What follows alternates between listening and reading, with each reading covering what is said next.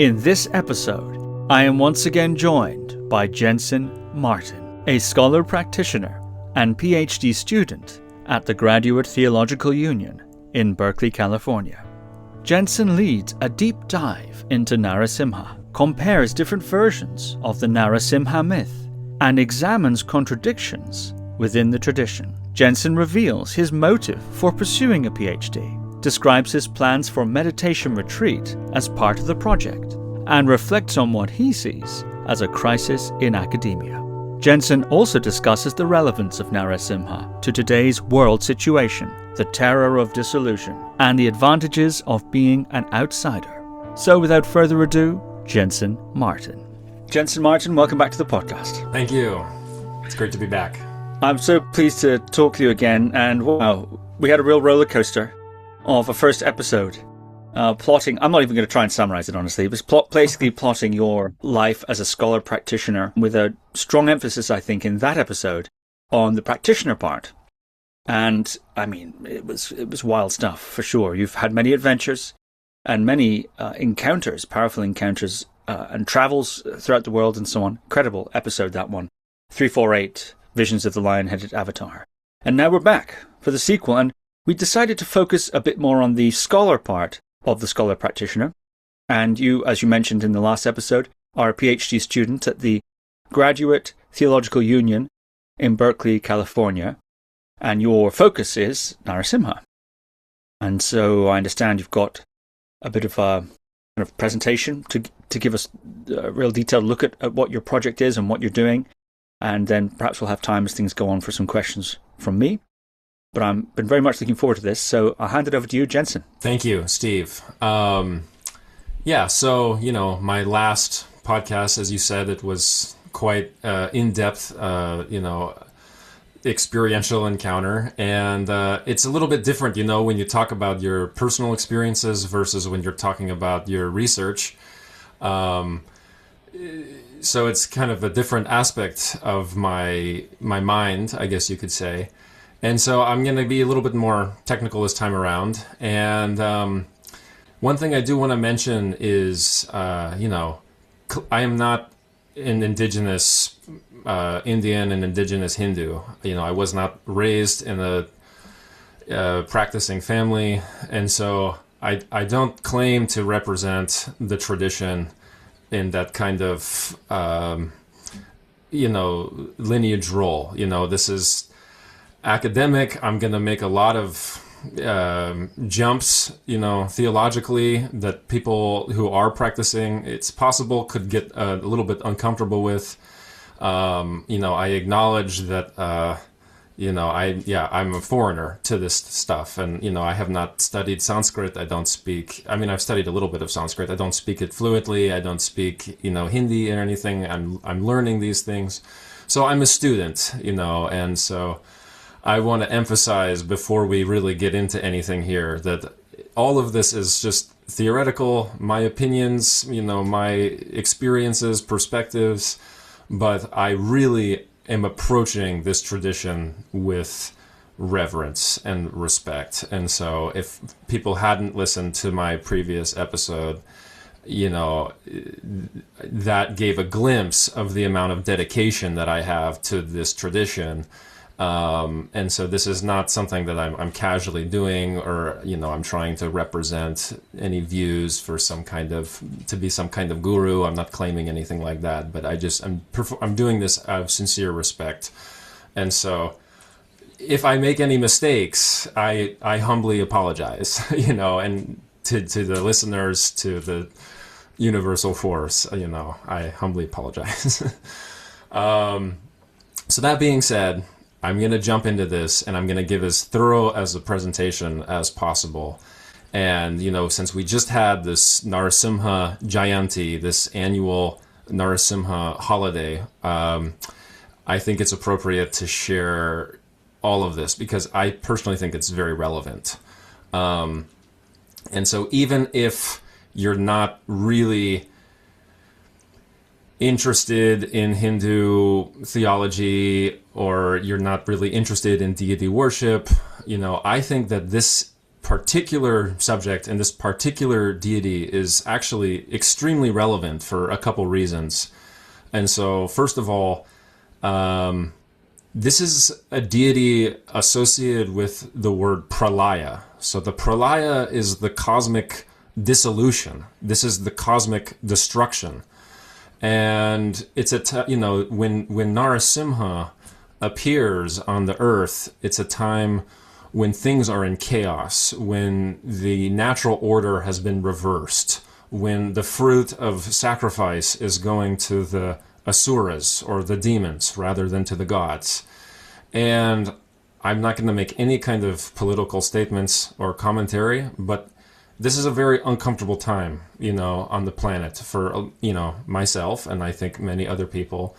And in those kinds of times, it can be appropriate to connect with divine energies that represent that period, because it shows that within the Vedic cosmology, upheaval has happened before, and there's cosmic powers that are associated with righting what has been upheaved, So that's one interesting thing.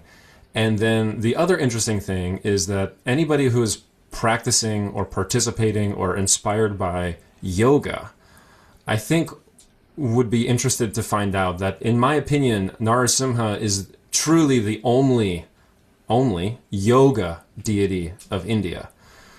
And the reason I say that is because, yes, all of the deities, are associated with states of consciousness that can be reached through yoga practice, but explicitly associated with yoga, to my knowledge, I've never been to a yoga Shiva temple. I've never been to a yoga Ganesh temple. I've never been to a yoga Krishna temple. But there's thousands all over India of yoga Narasimha temples. And so, okay, I know that there's outliers. Occasionally you're going to find, well, so-and-so is this, this particular Shiva is yoga. But, as a whole, going back thousands of years, there's this tradition of Narasimha being associated with yoga. So we're going to get into that a little bit more, but it's just really interesting because I think anybody that's interested in the development or participating in yoga would be relevant to learn about Narasimha as a deity of yoga. So before we really get into the technical piece here, it's kind of important that we all just understand who Narasimha is. So I'm going to give a brief background into this. And as I get through this presentation, I'll weave in a little bit of my personal experiences from the last episode, and we're going to find out how that all kind of ties together. But just start off strong. Who is Narasimha? What is Narasimha? So I'm going to give a version of the story, and this is not necessarily the most textually accurate story. And I'm going to average there's the 18 myths that we have available. I'm going to average them more or less just for the sake of the story. So I'm just predicating. This is going to be the popular story. This is going to be the one that if you were Googling Narasimha, this is what you're going to find. If you go into some encyclopedia of deities that provides mythology, this is more or less the story that you're going to find. If you watch the movie, this is what you're going to find. So the story of Narasimha really begins with this asura named Hiranyakashipu. So this is the asuras, right, are a class of beings, often translated as demons. I personally do not think that that's appropriate definition. Anyway, it doesn't matter. There's asuras on one side and the devas on the other, and they both come from the same patriarchal lineage. And the devas basically rule the lower realms, and the gods rule the upper realms. And so the devas the asuras are associated with unvirtuous actions. And before we get into Hiranyakashipu, there was Hiranyaksha, who was a great, powerful asura who was slain by Varaha, which is the boar-headed avatar of Vishnu. So I'm not going into that, but Hiranyakashipu is considered the brother of this Hiranyaksha.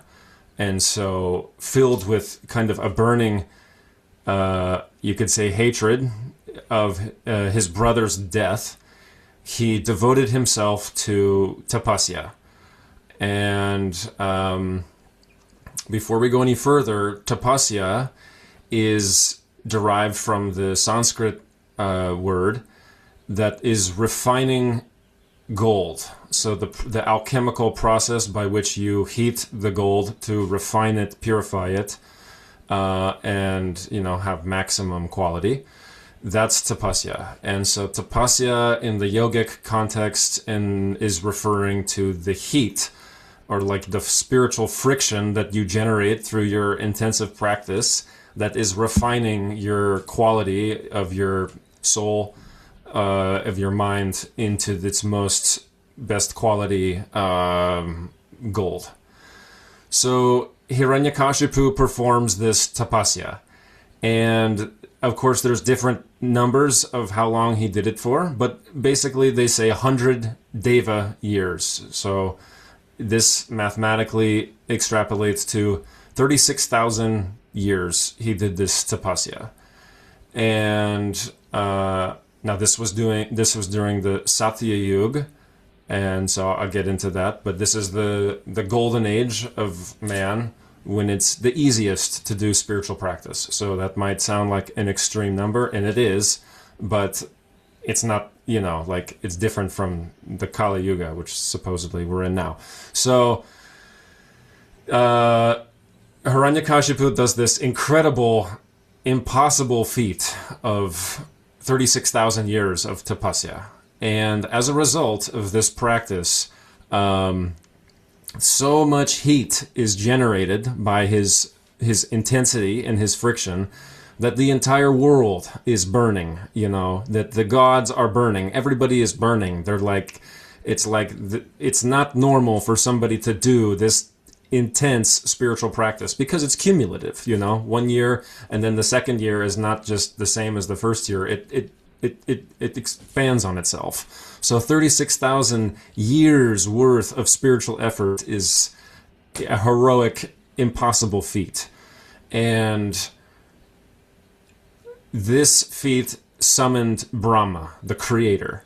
Now, is Brahma a personification of natural law? Possibly. But anyway, Brahma, the creator, comes and says, stop, please. Everybody is begging you, please stop. Like this, what are you doing all of this for? What do you want? What is your wish? I'll grant you a boon. And so Hiranyakashipu says, I want to be immortal. And Brahma's like, this is not possible. I'm sorry, but even I myself have to die. I am not immortal. I am not immortal. So please find something that we can manage. And so then Hiranyakashipu says, okay, fine. I can't be killed on the ground or in the air, in the day or in the night, inside or outside of the building. I can't be killed by any weapon. I can't be killed by any man or animal or woman. I can't be killed by any element. And he goes on and lists all of these. I can't be killed by wet or dry. Some myths say I can't be killed with the palm or the fist. It's like, so he comes up with this like amazing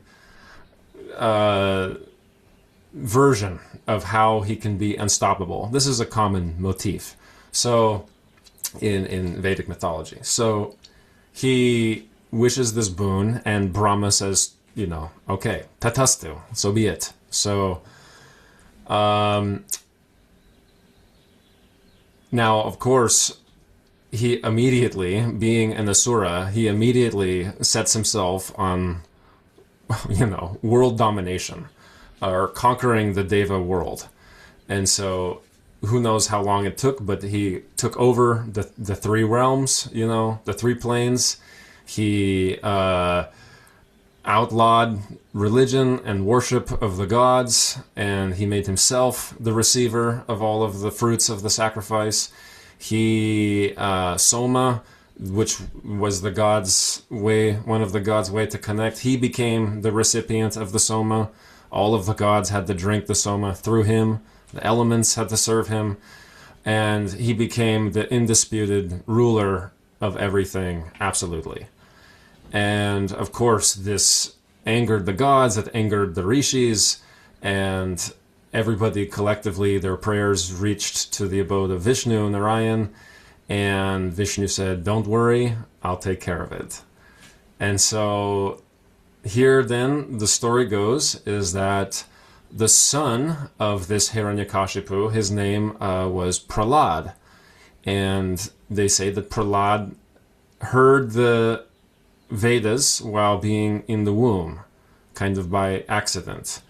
And as a result, he was born with a natural inclination to worship Vishnu.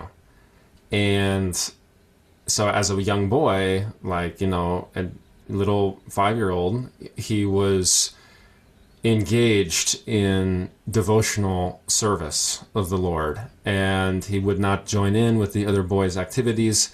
And he would chant the names of God. And this was extremely humiliating for Hiranyakashipu, because he's the indisputable king of everything. He's outlawed religion. He won't allow the temples anymore. And his own son is disrespecting his rulership by worshiping Vishnu.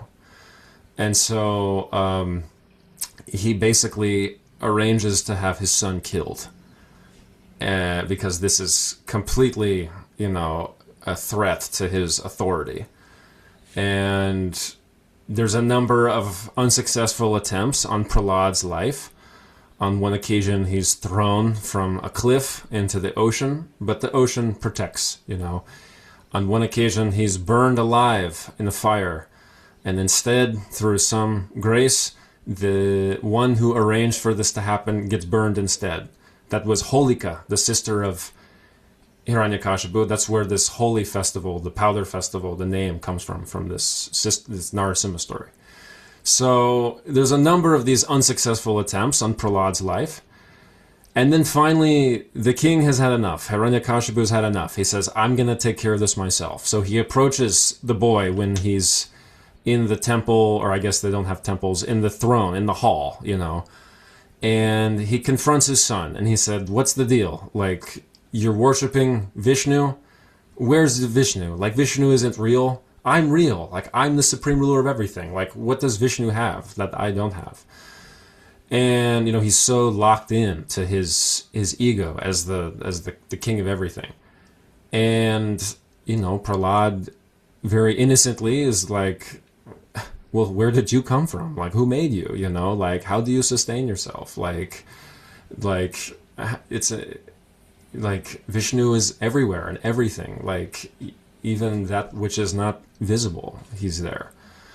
And so they have this debate, and basically Hiranyakashipu sees he's not going to be able to convert his son to religion of worshiping him. So he decides, I'm going to just end this right now. So in a fit of rage, he starts like smashing the walls of the palace, the hall, the pillars, like, where's your Vishnu now? Where's your Vishnu now? Is he in this pillar? I'm going to bring this down on top of you. And Prahlad is praying, and then suddenly he goes to strike one of these pillars, and then out from the pillar with, the sound of 1,000 thunderclaps and fire and, and just an indescribable intensity, Narasimha appears out from the pillar, the rock. And they have a fierce battle, and Narasimha, of course, is the supreme victorious one.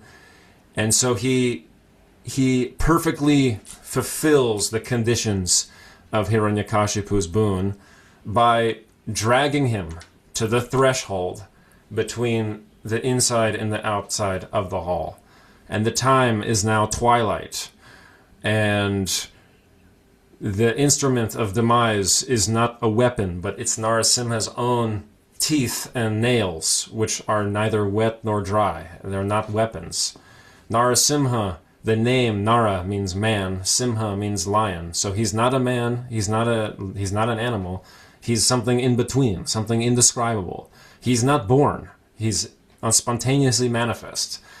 And it just goes on and on. He puts him on his lap, so he's not on the ground or in the sky. And he rips him open from the stomach, intestines flying everywhere.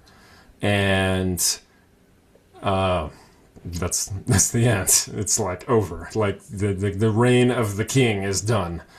And in some versions, Prahlad then becomes his student, and Narasimha has some maybe other things he does while he's incarnate, but basically Narasimha is an aspect of the divine that exists as a force of wrath. So it only really comes out when it needs to. Absolutely needs to. It's not something that's meant to be part of a stable, peaceful society. It's just to correct what's gone off balance, and then it has to go away because the intensity is too much. And so this is more or less the story of Narasimha. Interesting, yeah? Fascinating, yeah. Yeah, okay. So I'm going to keep going, but now we've established this. So there's a couple, interesting points, like this is a very unique archetype of the divine,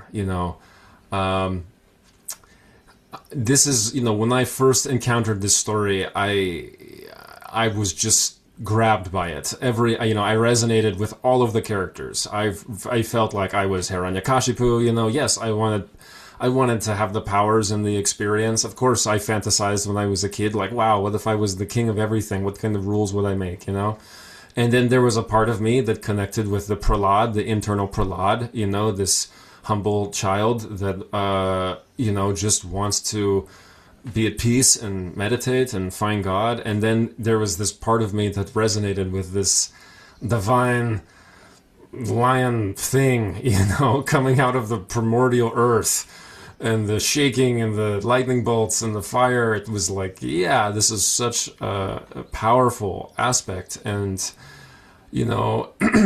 when I stumbled onto this deity, I have mentioned in my other one, this is an archetype that kind of symbolizes immediate assistance, immediate progress, There's not this prolonged dance, like we have in the Bhagavad Gita, the Mahabharata, or the Ramayana. Those metaphors of awakening take time. There's this battle of this Bhagavad Gita that gets drawn out, even if it's over a course of weeks, still, it's like, it takes time. This is a short story, in all of the places that this myth appears, for the most part, it's quite short. It's almost a footnote. It's just, Narasimha comes in out of the rock, kills the evil guy, leaves, and it really is like, yeah, that's the kind of intercession that I want from the divine. I don't want to wait around for 30 years to get really good at calming the mind and stilling the breath. Like, I want the immediate awakening. So that was kind of like what got me into it in the first place. But one other thing that really kind of grabbed me was, with all of these other characters, we have an abundance of stories. We have an abundance of mythology. Like, for example, with Krishna, you have baby Krishna, you have the young man Krishna where he's with the gopis, and then you have later the charioteer Krishna, the friend of Arjuna. You have the infinite Krishna when he showed himself to Arjuna as like the Lord of the universe, Jagannath. So like, there's all of these different versions that you can kind of like plug into and relate to in different ways. Same thing with Ram. You can kind of find different ways to connect with the deity in most of these other forms. But with Narasimha, there's nothing. There's no explanation. There's no elaboration.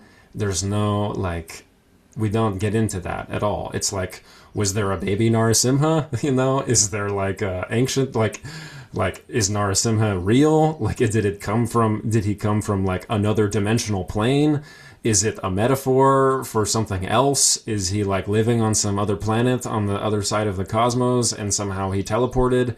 Like, how does this work? Like, there's nothing. Like, I wish there was a little bit more info. So that's what got me researching this to begin with, because I felt like there was a very powerful archetype here that was helpful for my transformation, but it felt a little bit incomplete. And I felt like if I had a little bit more pieces of the puzzle, I could apply it a little bit easier to my life. So one thing that stuck out for me, so my background is in the Yogananda tradition, right? So one of the interesting things about the Paramahansa Yogananda tradition is that Swami Sri Yukteswar, his guru, was a master astrologer, and he had calculated a mathematical error in this yuga cycle delineation. And so they say that we're in the Kali Yuga right now, and that, you know, there's like 430 something thousand years left, you know, and that, you know, the Satyug, which was the time period that Narasimha appeared, is like 1 million years long. That's a scale that is so incomprehensible and also completely, from an academic perspective, historically inaccurate, you know, like, sorry, but like, so that's such a different number, this 430,000 years of the Kali Yuga. I don't even know how to start to be even conceiving that. But what Yogananda's guru said, Sri Yukteswar, he said, no, there's a mathematical error. They multiplied it by a factor that they should not have. And actually, the entire cycle of lower age to golden age, Kali Yuga to Satya Yuga, only takes like 32,000 years. And so, according to that, suddenly the story becomes a little bit more relatable. So, maybe Narasimha's story only happened in that map, only happened 12,000 years ago, about. And so, that's just recent enough that like, maybe, yeah, that's interesting, you know? So, the other thing that I was interested is, so right now they say we're in the Kali Yuga, or Sri Yukteswar said we're in like year something 320 something Dwapara, the next one. But even so, the separation of the difference in consciousness between the Dark Age and the Satya Yuga is so high. The difference. How could we even begin to understand the metaphors, the teaching metaphors of the Golden Age, when we are in a collective Dark Age? And so one of my initial kind of forays into this myth, way before I started thinking about PhD, I was curious, what does the texts say just in general about the Satya Yuga? And what does my guru say about Satya Yuga, Yogananda? And so I combed his books for references to the Satya Yuga. Now, he talks a bit about it in the Autobiography of a Yogi, but what I found more interesting was in his commentary on the Bhagavad Gita. It's called God Talks with Arjuna. He has one sentence where he mentions the Satya Yuga. It's a huge 2-volume thing, one sentence. And the sentence is, in the Satya Yuga, interstellar and interastral travel happen not with spaceships, but with astral projection. That's a pretty mind-blowing statement for somebody who was quite grounded and quite, you know, he dissuaded his students from this kind of astral imagining. That's a really loaded statement because it implies the existence not just of interstellar travel and not just of interastral travel, But it also says that it can happen with astral projection. You don't even need a spaceship. And so suddenly the concept of some crazy being teleporting into the center of the king's throne room is not actually that crazy. Like, this is like, in the context of the Satya Yuga, that's quite ordinary, you know? So yeah, so like Narasimha could have easily just astrally projected, either from some corner of the cosmos, interstellar, or from some other dimensional plane, interastral, teleported into the king's chamber and eviscerated him. So that kind of like sparked me. And so, wow, I thought I never saw anybody write about that. So then that's kind of what got me thinking about this, this stuff. And then the other thing that I wanted to clarify is that Hiranyakashipu did this tapasya, right? So one other thing that Yogananda says in his writings is that kriya yoga, because that was his main meditation technique, kriya yoga, he said, through one breath of correct kriya yoga, it's equal to 1 year of spiritual evolution. And then he cites the Vedas, and he says the scriptures of India say that it takes 1 million years of evolution in order for the consciousness to become perfected.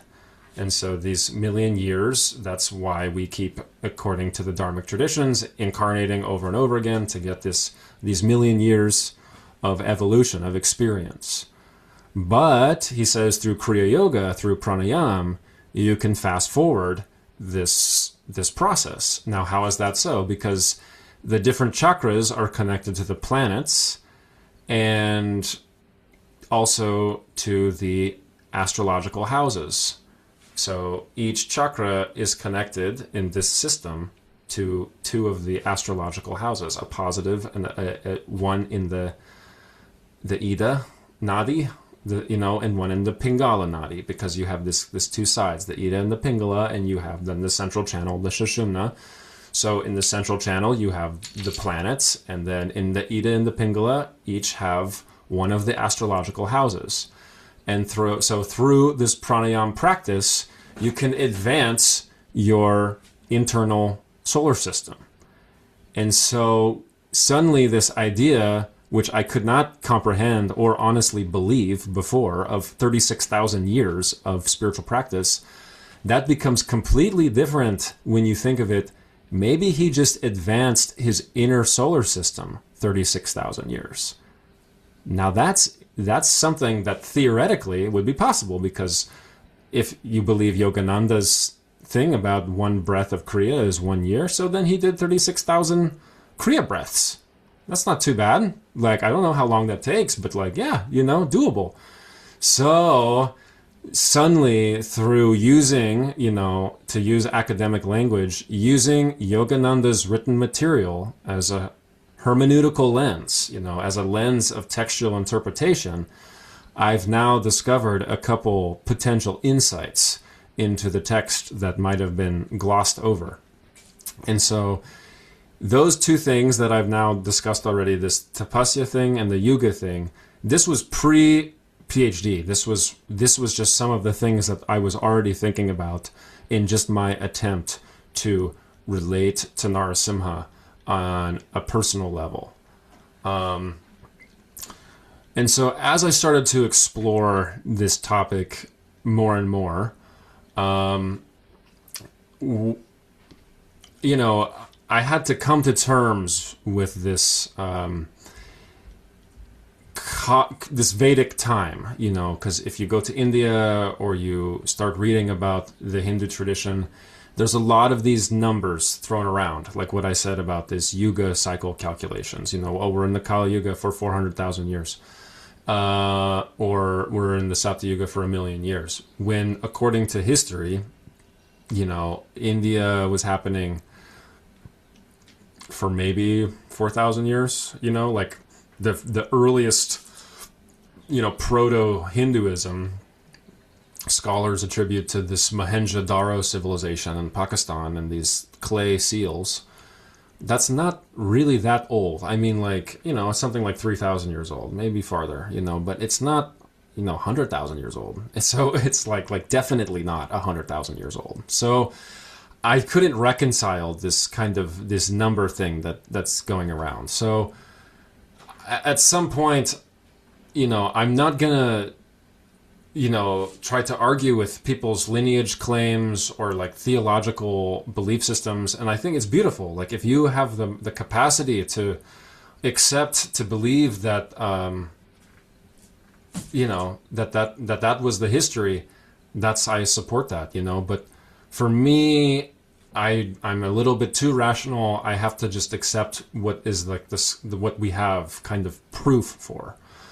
And so what we have like proof for is that the Vedic history, came down from a combination of Central Asia, Europe, from this kind of northern steppe, with ritual technology, with a nomadic lifestyle, horses and pastoral community, dairy, and they had a ritual tradition, the yagna, and so the first Vedas are talking about the yagna and the sacrifice to Indra and Vayu and Agni and these kind of elemental deities.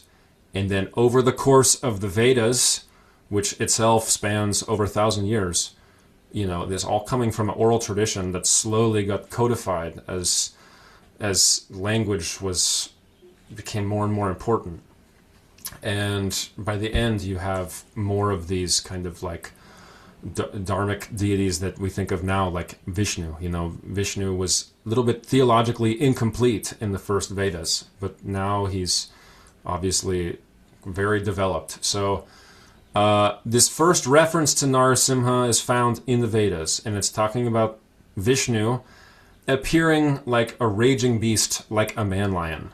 So it's just kind of like a poetic flair, like, oh yeah, sometimes Vishnu comes as like a man lion, and that's kind of the first time that we ever see it. But the oldest version of the myth is in this Mahabharata. And so there's a fantastic book, and I'm just going to show it here for a second. So I have this blue book, okay, if you can recognize the cover. I'm not going to try to I'll read the title. It's called The Myths of Narasimha and Vamana, and it's by Deborah Seufer. This woman is brilliant. So what she did is she went and found every version of the Narasimha myth in all of the texts that we have available to us.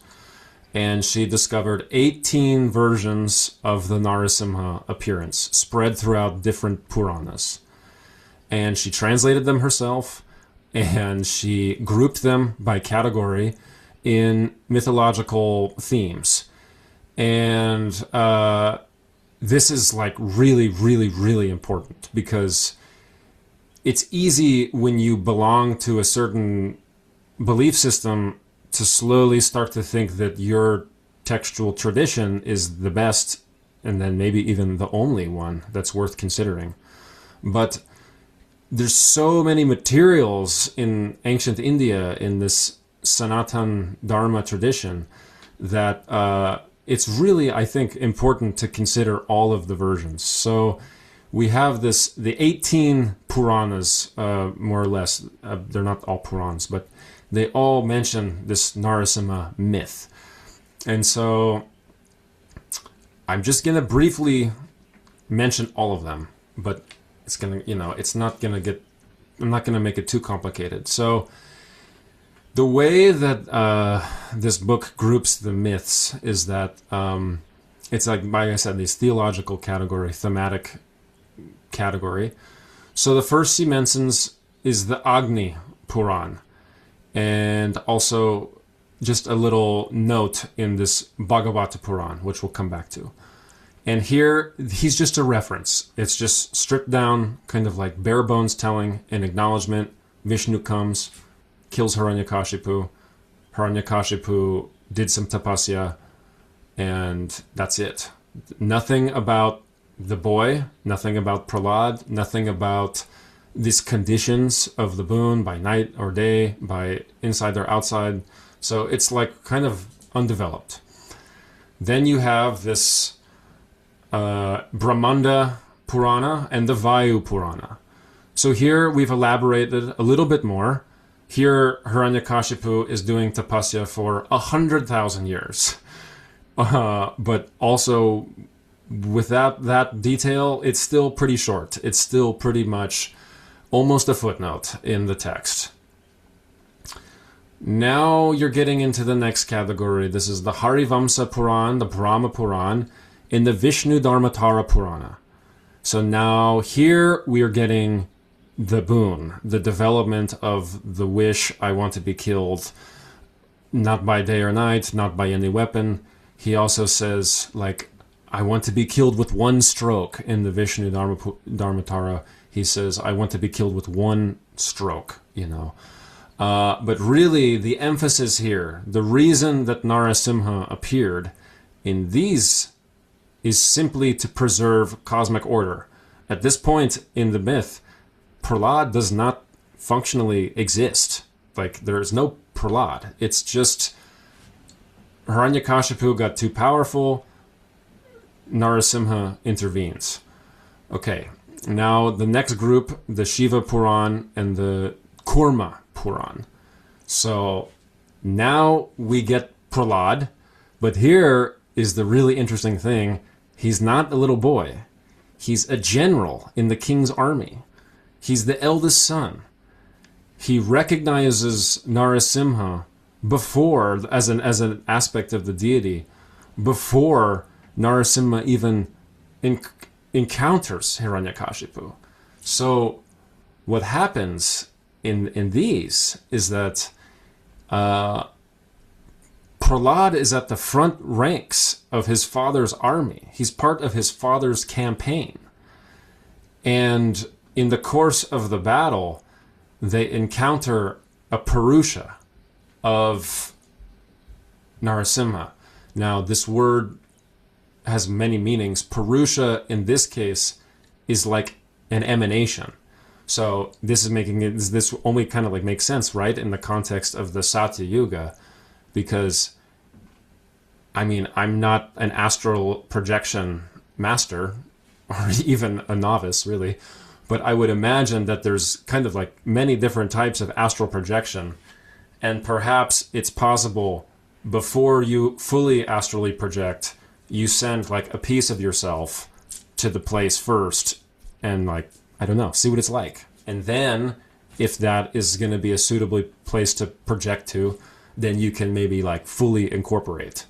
So, I mean, you know, I don't know how this stuff works, but when you're exploring the astral, anything is possible. So basically in this text, Prahlad encounters a Purusha, an emanation of Narasimha, and it's such an unusually powerful force that they don't know what to do.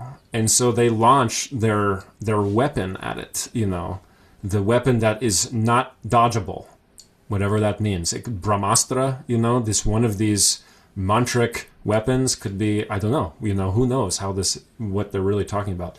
But they launched their undodgeable weapon at this Purusha, and it evades it. The undodgeable weapon is dodged.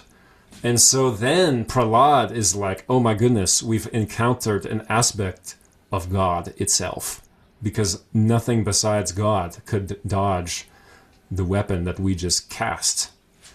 And so he goes and he returns to his father and he says, you know, you should be aware, we've encountered something that I believe is Narayan, the Lord of the universe. And the father laughs and says, I'm untouchable, I'm unkillable. And it's that arrogance that leads to his getting slain by the complete appearance of Narasimha. And in the appearance of that in front of Prahlad, Prahlad is sent into a state of blissful recognition of the divine, watching Narasimha kill his own father. Completely different story. Completely different story. So, very interesting. Okay, Shiva and Kurma Puran. Now we're into the Matsya, the Padma, and the Harivamsa Purana. Again, Harivamsa, that was mentioned before. But here, there's sometimes Purans are, because they're not just, it's not like somebody sat down and wrote one of these in one shot. These are collections of oral history that were added to over time. And even the fact that they got written down is worth considering, because it's not like everybody knew how to read and write. So somebody that had money or influence or political weight sponsored things to be written and compiled. It's not like they just happened, So anyway, in these, the tapasya period of Hiranyakashipu is shortened. He's only doing 11,000 years of tapasya. We have more of this Prahlad as a son, an adult son. There's more detail about Narasimha as the infinite, Prahlad recognizing Narasimha as the infinite, seeing all of the gods, devas, nagas, asuras in Narasimha. These go into detail because I'm putting them. They're put in the same category because they're more or less the same myth. Because it was either one was a little bit older and it got copied and put in the new compilation, or it was the same theological narrative that was being recorded. And so this one kind of reminds one again of this vision that Arjuna had of Krishna, this Jagannath, where he sees contained in Krishna the entire cosmic creation. So Prahlad has this darshan of Narasimha. One interesting fact in this Harivamsa Purana, which is also considered to be one of the oldest, Narasimha originally uses a vajra, a weapon, an actual weapon, to pin down Hiranyakashipu, and then, gets him with his claws. So that's kind of cool, for people that meditate on the vajra, that's very interesting. Okay. Shiva, now the next group of the Puranas is the Shiva Puran and the Linga Puran. Now we have Prahlad as a boy, finally. And what's interesting here is actually that these are Shaivite twists. So this is where we have this idea that Narasimha, after killing Hiranyakashipu, was still angry and started to take his anger out on everybody else. Oh, you devas, you gods, you didn't do it when you should have done it. Oh, all you people could have stopped Hiranyakashipu and you didn't. And his fire, his jwala, was too powerful, and it. So then they had to pray to Shiva and say, Shiva, please, can you help? Now pacify Narasimha. So then Shiva appears as this Shurhabha monster, which then pacifies Narasimha. That's an interesting thing. I'll talk about that in a second. Then you have, lastly, the last group is the Skanda Puran, the Vishnu Puran, and the most famous Bhagavad Purana. This is the Srimad Bhagavatam of Gaudiya Vaishnavism. This is where you have this complete picture of Prahlad as a little boy in the womb. You have a hugely developed theological narrative. It's very interesting. I just touched on little bits, people who are interested should go get this book, because basically it's showing tremendous amount of variety in the origin of Narasimha, and it fundamentally changes the myth. Because, I don't know, I'm thinking if I was telling this story to a complete novice, somebody who doesn't know anything about Hinduism, and I'm talking about, this lion appeared out of the pillar of rock, and they're going to say, why? Why did the lion appear? Well, in the other versions, the lion appeared because Hiranyakashipu got too powerful, so powerful that it upset the natural order, it upset the cosmic balance, and God had to come and correct it. That's one perspective. And then when you start putting Prahlad in there, Narasimha appeared not because somebody got too powerful, just because that powerful guy tried to harm an innocent devotee. And so then the focus becomes on the devotee. And I'm not saying that there's anything wrong with that. It's just a different focus. And so yeah, these different versions, show a different story. Now, one thing that the book does not do, and she admits this, she does not arrange them chronologically. She arranges them categorically. But for me, I'm thinking they should be arranged chronologically, okay? So, like, before I put this all out, the way that I think about it is like Star Wars, okay? We all know George Lucas came up with an idea. He had the 3 movies that he made. He designed the perfect trilogy, made a ton of money, super popular. They wanted more. So, all right, let's go back to the drawing board. We make 3 more. Now we have like a kind of a whole picture kind of thing. So now we have the next 3 Star Wars. A lot of people were upset when those next 3 Star Wars come out. The original people who were devoted to the first 3 were not happy with the next 3, but begrudgingly they accepted it because of all of the young kids, myself included, who loved those new ones, Attack of the Clones, like, wow, so cool. But in addition to all of that, there was tons of comic books and novels and video games, and then later like some kind of animation stuff. That world continued to be developed, in so many different directions, and it became immensely vast. You had the ancient Sith, these cool, I remember these cool comic books going way back, with these ancient crystals and temples, and like it was so cool, and then Disney comes along, buys the whole thing, and scratches all of that. Basically makes all of that not real anymore. It's like, nope, that was just made up. Now we're making the new established canon. And then they put their own, 3 movies, which honestly I didn't even watch because I was like, what, but...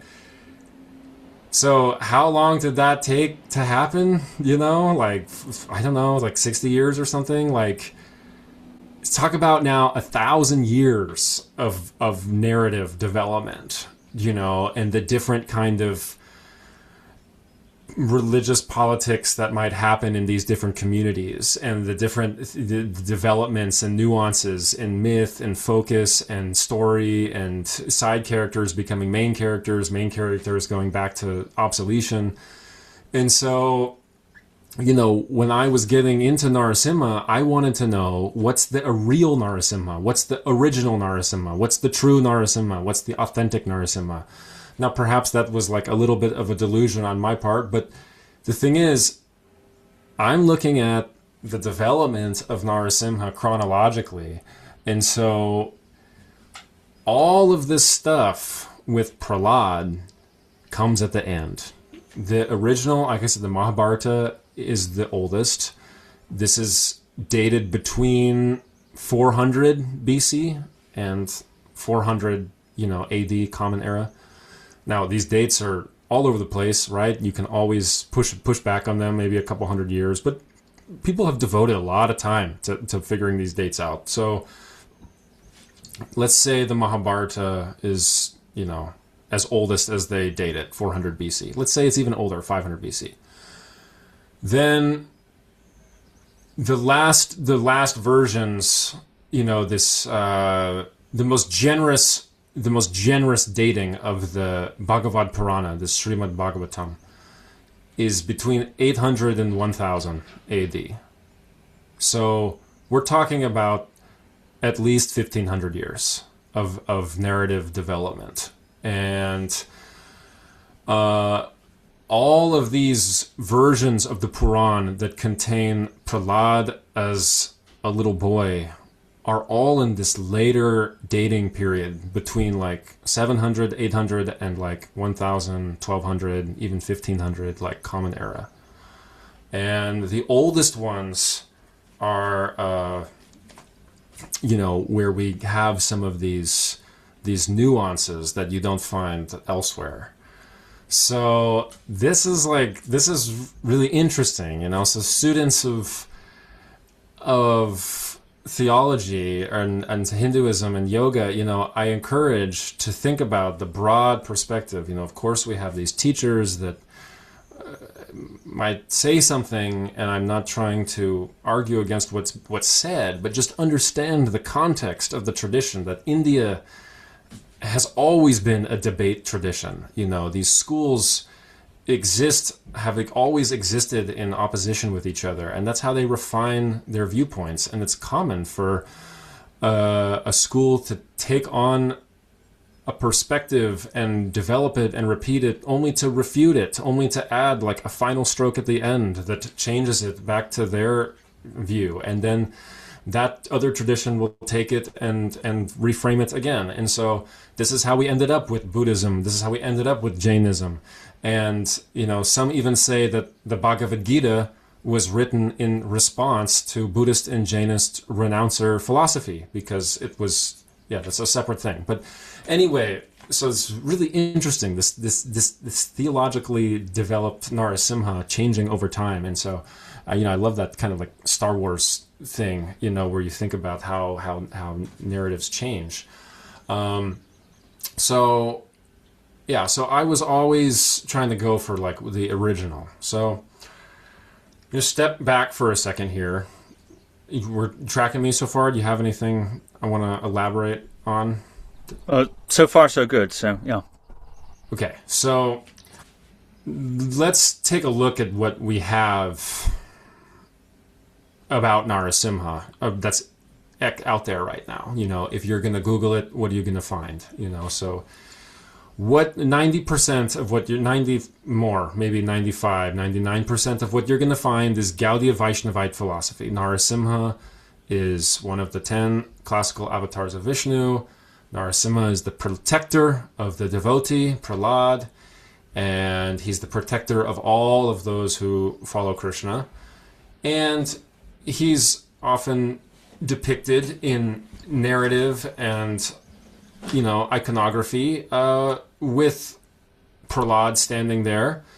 And, this is like the common narrative. But there's some other interesting things too. So you have like this, it's called a hobalam. So if you're starting to look around online, you're going to find this place called a hobalam. A hobalam is Andhra Pradesh in India, in the state of Andhra Pradesh, and it's in this valley in the Eastern Ghat mountain chain. And this is where they say Narasimha appeared to kill Hiranyakashipu. This is like the battleground where it happened. This is the king's palace.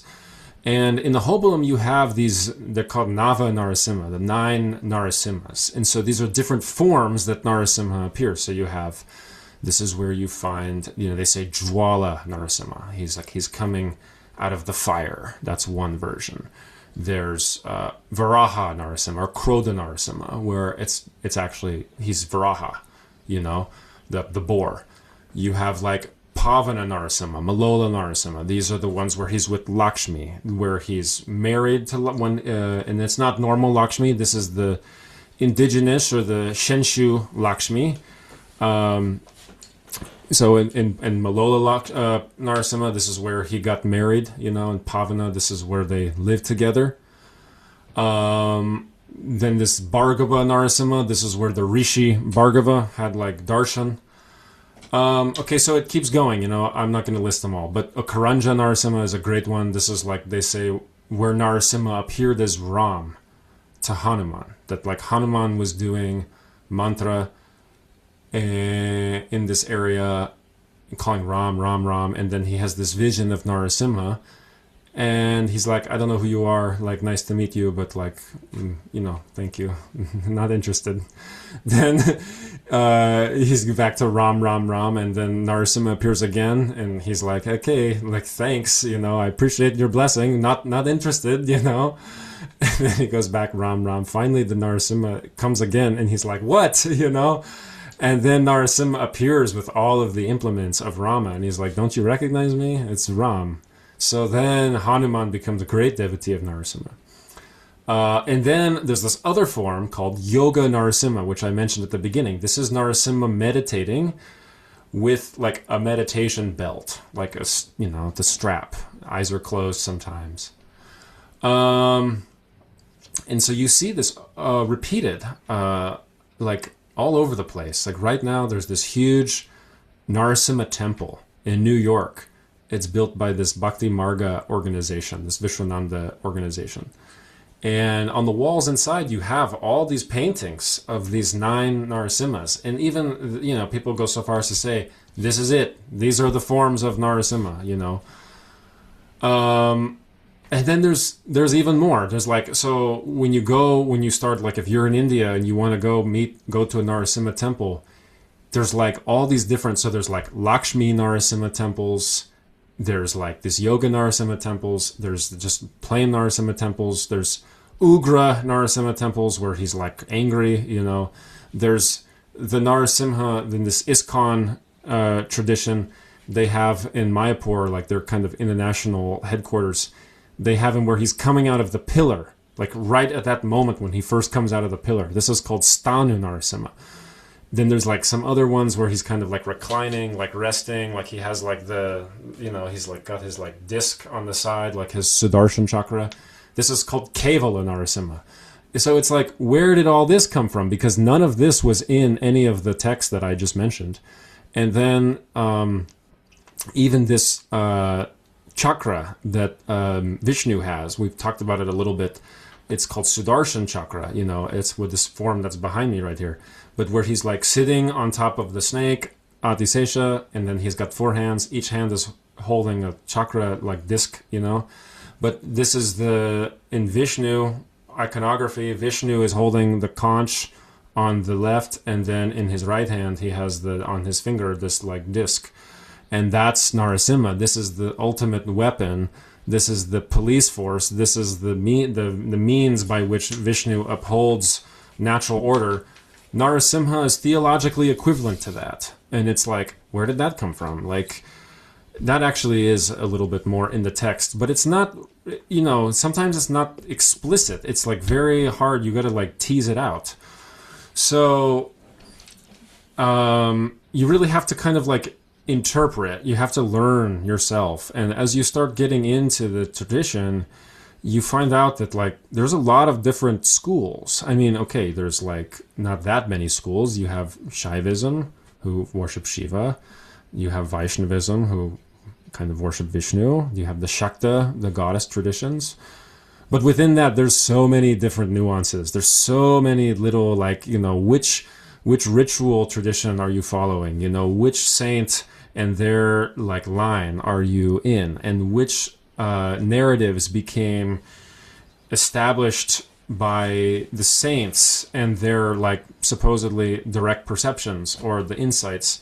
And how did that, because once you start participating in a lineage like that, you're kind of subscribing to a perspective, and you may not completely realize, how deep that perspective goes. And so what I've appreciated in my studies is being an outsider, because it's very difficult. India has a different social context than the West, and of course, like the history of the caste system, but like really it's more centered on like the family unit. And so if you like, stepping out of the family unit is much more of an offense, could get you, like, I don't know, kicked out, like excommunicated, like a social outcast. It's a big deal to be an outcast, and it's a problem. You become kind of like untouchable, like your family name carries a lot of weight. So if you're born into a community of practitioners who believe that the focus of Narasimha is Prahlad, it's going to be hard for you to like question that, because of the implication that you might get, like, I don't know, like what happens if I say that maybe he didn't, like it could be problematic for you. So what's nice being an outsider is that I have the freedom to look at all of the perspectives in like in an objective way, like in this kind of, I can sort scriptures, like with that Star Wars analogy. I'm not theologically bound to any family deity, to any guru lineage. I can make that choice on my own. And of course, what I miss out on is the early developmental years of practice, of language, of context, of study, but I can make up for it in the ability to freely kind of like create my own insights. And so that's like what I really appreciate about being an outsider studying these traditions, is that, a lot of the things I've said are not really hidden, it's just mentally I'm free enough to be able to put together these different parts, and so in my studies, I'm not trying to convince anybody to worship Narasimha. I don't know if we should even, but I would like to hope that people get inspired to kind of like jump out of their own box, like if you're into Ganesh, like, do you know everything about Ganesh, or are you just describing to one theological narrative? Like, did you know that there's a form of Ganesh that does not have an elephant head, where he's like Adi Ganesh, like the first Ganesh, where, like they worship that. Some people say that he never had an elephant head. Sadhguru has a kind of thing that he says that's kind of interesting, that Ganesh, Ganapati is not like, the elephant is Gaja. So he's not called Gajapati, he's called Ganapati. He's Lord of the Ganas, which means no bones. And the only way they knew how to draw that was with the elephant head. So Sadhguru says something interesting too. And I'm not standing behind Sadhguru, but anyway, it's just, the point is, it's nice to have like the flexibility to consider different perspectives. So, what gets me up in the morning as a researcher, as a scholar, as a practitioner, like that's I'm a practitioner first. I've always been a practitioner. That's why I chose this GTU, because they value the scholar-practitioner's perspective for like unique insights. So like I should be transparent, about what I'm doing here. So my interest is in yogic enlightenment. There's many different ways you can call it. You can say samadhi. You could say like non-dual awakening. You could call it Purusha or Kaivalya or Moksha, union with Brahman.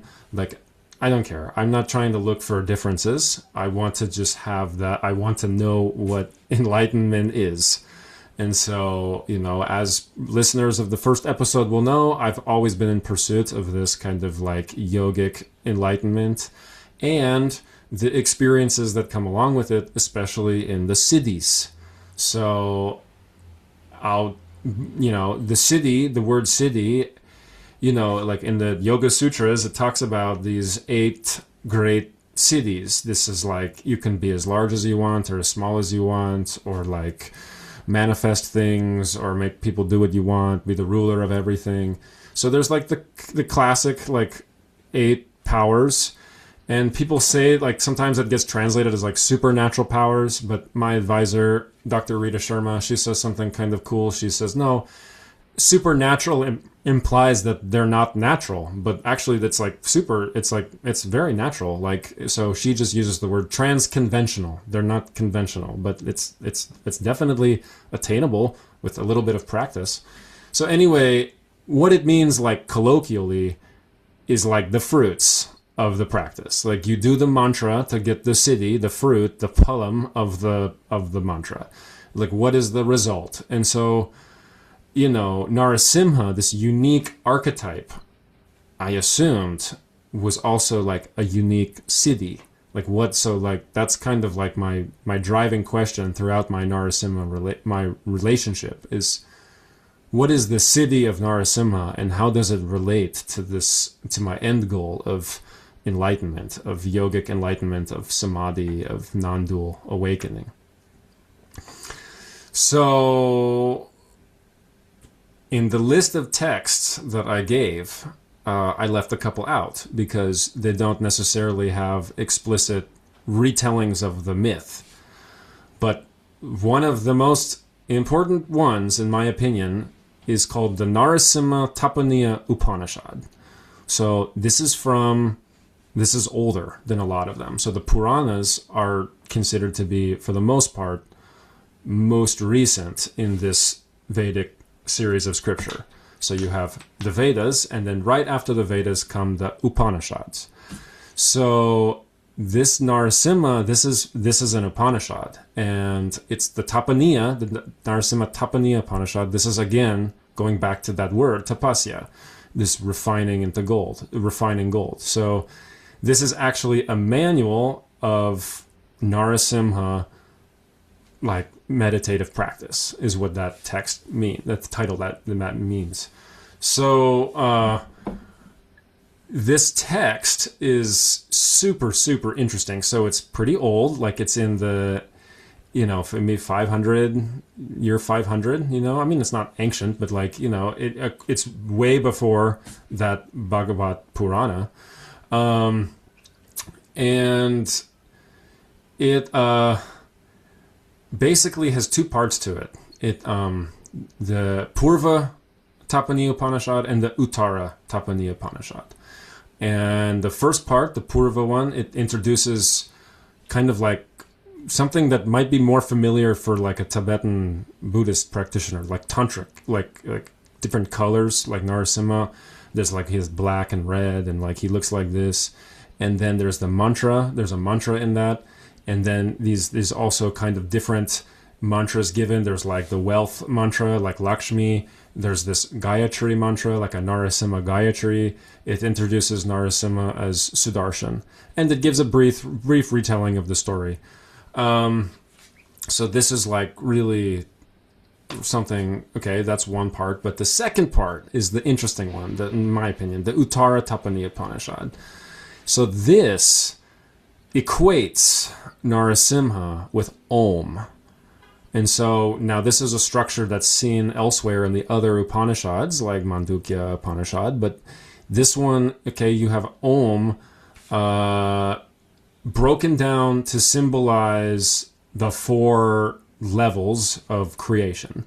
So I'm going to use Yogananda's white terminology. So like the A of the Om, because here it's spelled A-U-M, the A is the physical world. The U is this kind of astral plane. And then the M is like the... Yogananda calls it the causal realm, because it's the first layer of creation, and it's not even, like, we don't even have bodies in that realm. We're just pure intention, and that intention is like the cause of the other things.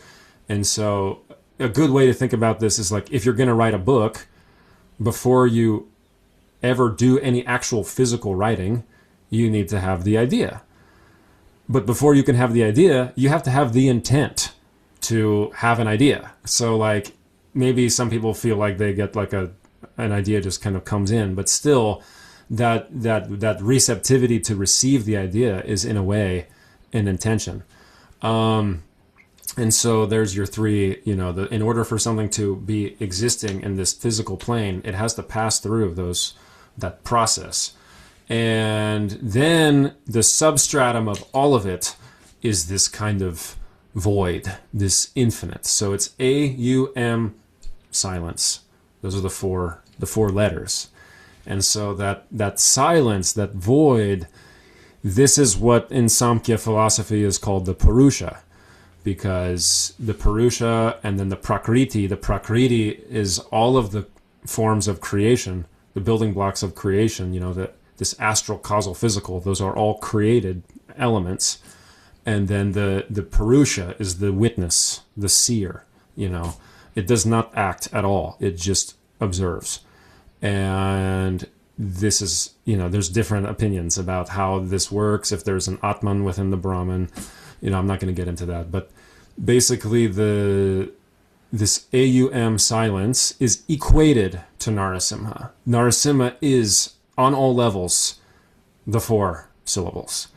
And so it says, by doing the Narasimha mantra, you reach the 4th state, the void state, that you see that Parabrahman, the great Param Brahman, the infinite void, is the same as Narasimha. And then it says it's Parabrahman Narasimha, like that Narasimha is the ground, the substratum of all of it. And the last chapter of that second part says, finally, Narasimha is beyond form. There is no form. The lion form is just an illusion. In fact, you can't even see it when you see it. You can't even know it when you know it. It's like, whoa, that is really, really cool, because that doesn't come across in the other scriptures. And so Narasimha all of a sudden became just an outer expression of actually like a non-dual awakening. And so this really, when I stumbled upon this, you know, in the early kind of research portion, like this was really kind of what got me activated, because what we're talking about, like I said before, none of these texts were just written on the spot. They represent a conversation that had already been taking place in the oral tradition, in the practice tradition, that at some point got codified because somebody had the resources to prioritize writing it down. And so the first part of the Tapaniya acknowledges the different elements of the existing theology, you know, the colors, the mantra and everything, and then it really makes its final point in that second part. And what's interesting is this Upanishad actually got so popular that they wrote 3 more. Like in the next 500 years, there were more, the Rama Tapaniya Upanishad, the Govinda Tapaniya Upanishad. And so definitely the structure of this was popular enough to be copied. But for me, okay, now, you know, I mentioned this yoga Narasimha. So now I'm like getting into it finally after an hour, you know. So like Narasimha, there was no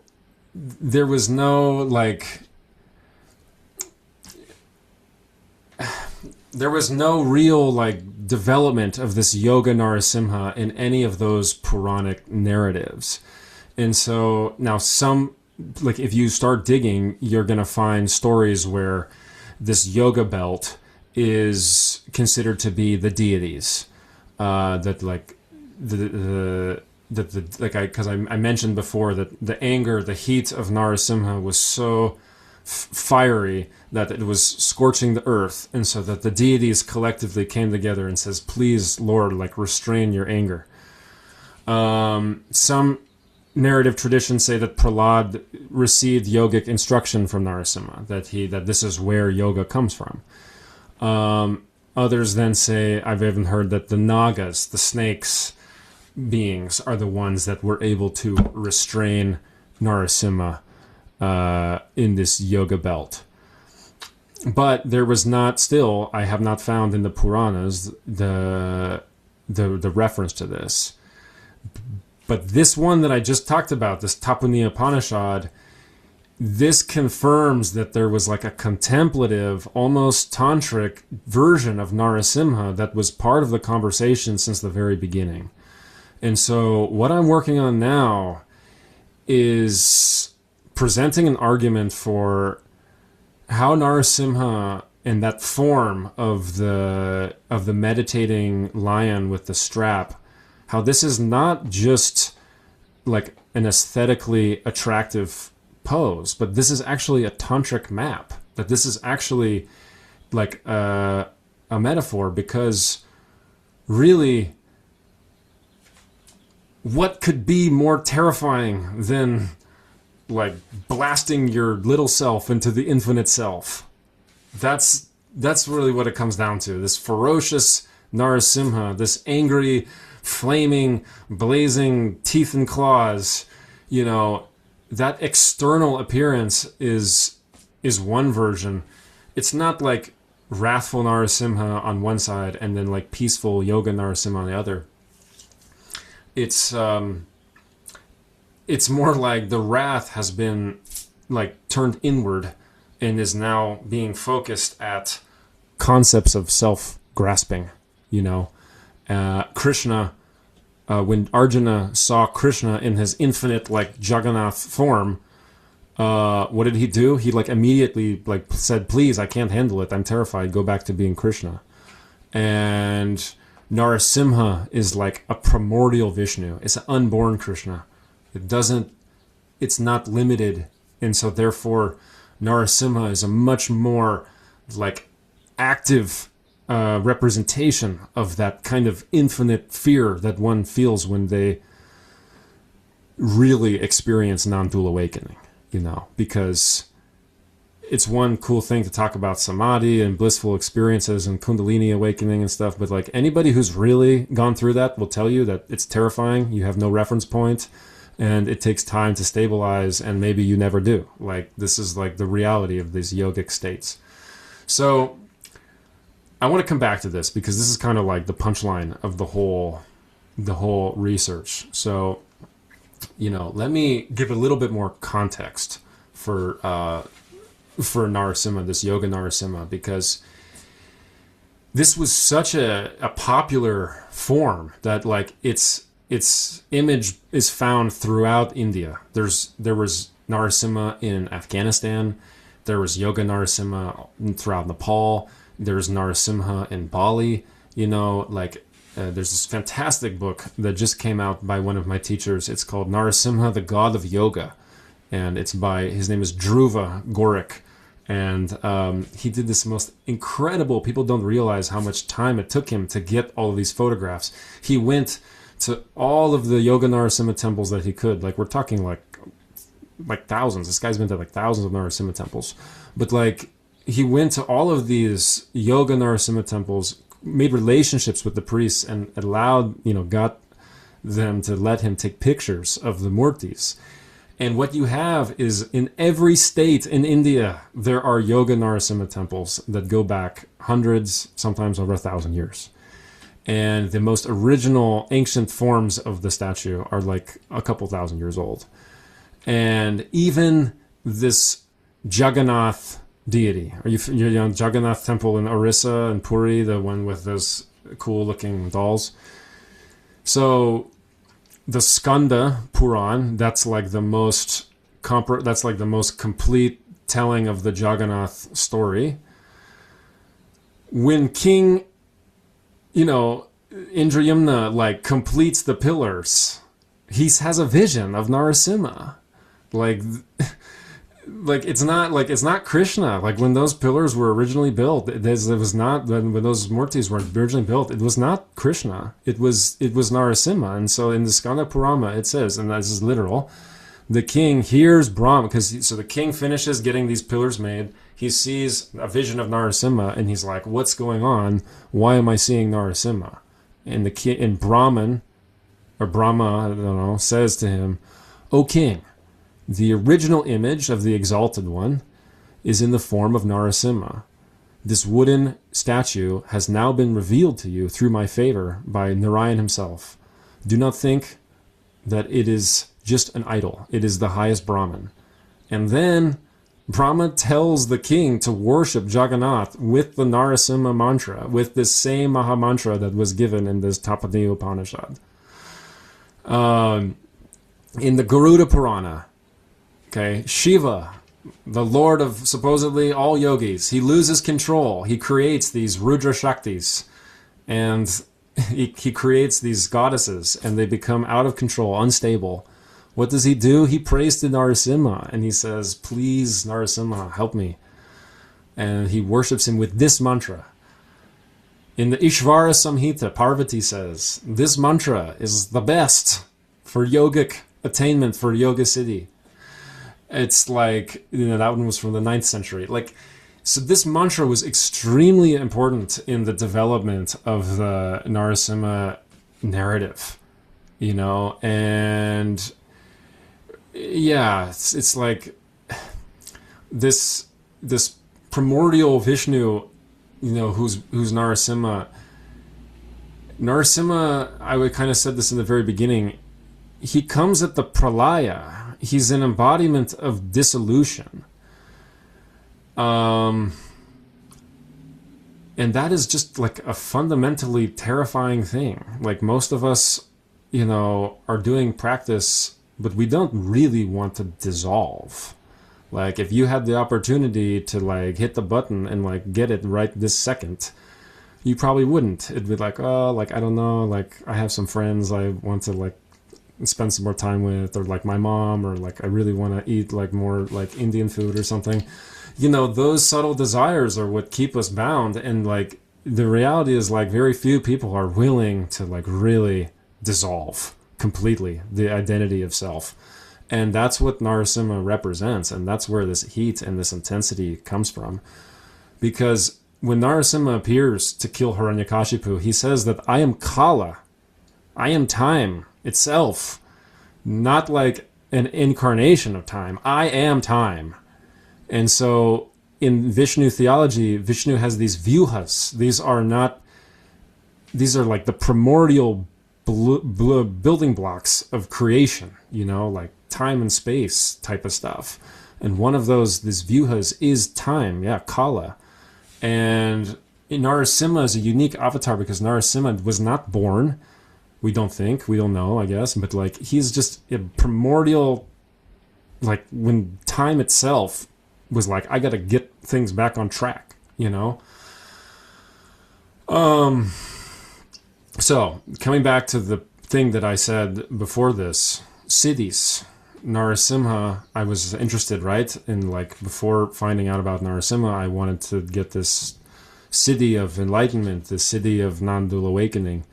So my conclusion after a couple of years of doing this, that like Narasimha represents this kind of like the siddhi of Narasimha is like going beyond time itself, going beyond like the lowercase self into the non-dual self with a capital S.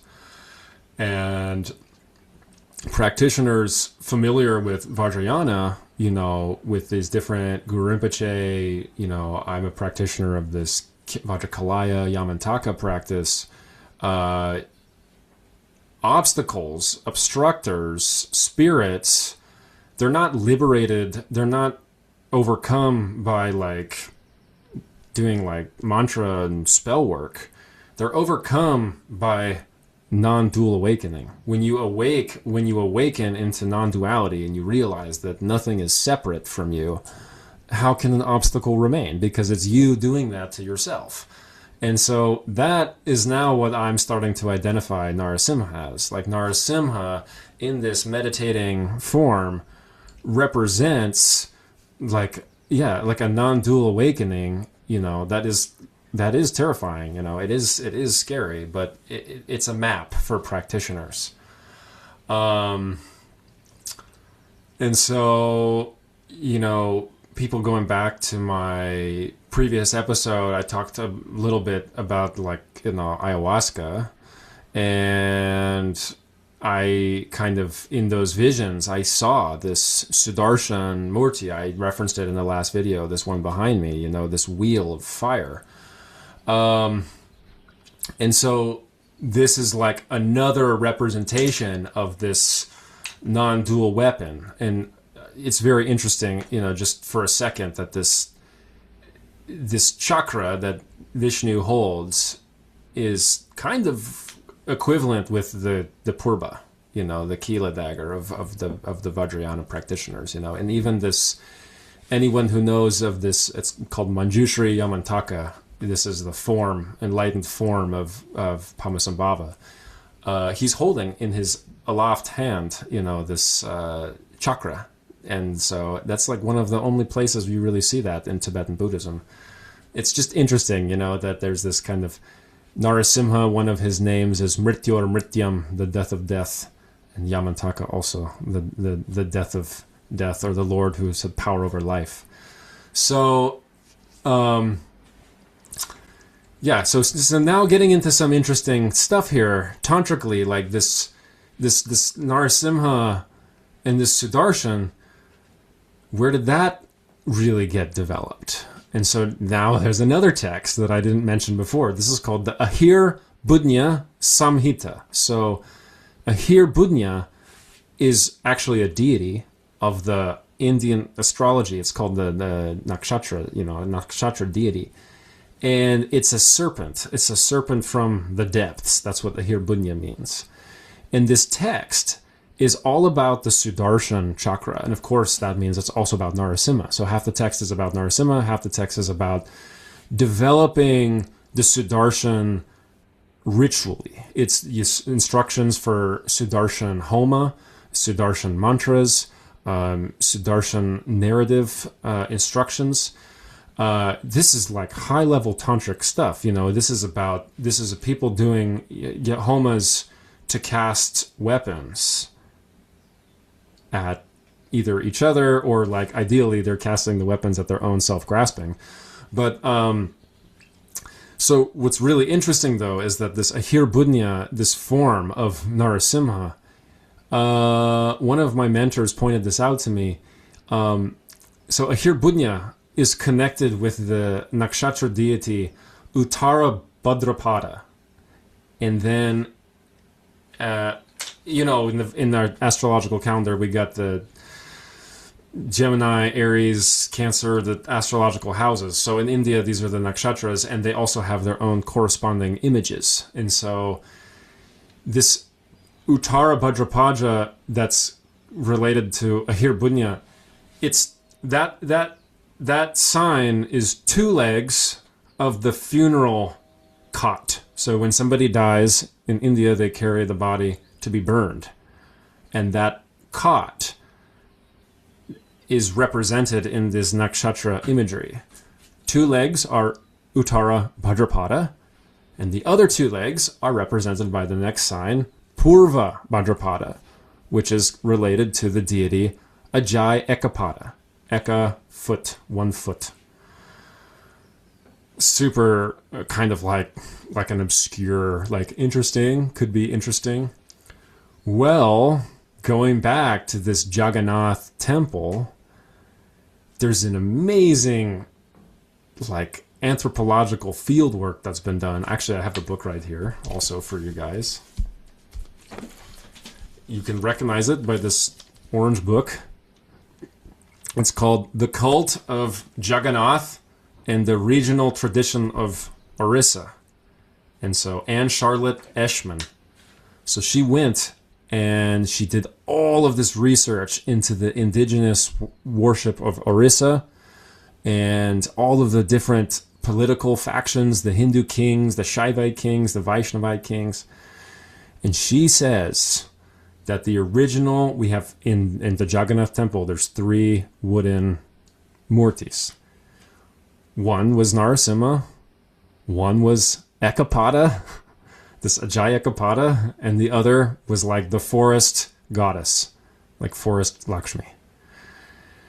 So there was a worship happening of this kind of like Shiva on 1 foot, which is very much kind of like a pillar. There was like in Orissa especially, there was like a deity of a pillar. And this was the Ekapada, and it was the Narasimha coming out of the pillar, the Stanu Narasimha, where he's in the pillar of the rock. And so something about this pillar metaphor, and something about the pillar being between that which holds up the bottom from the top, this between space, super tantric stuff.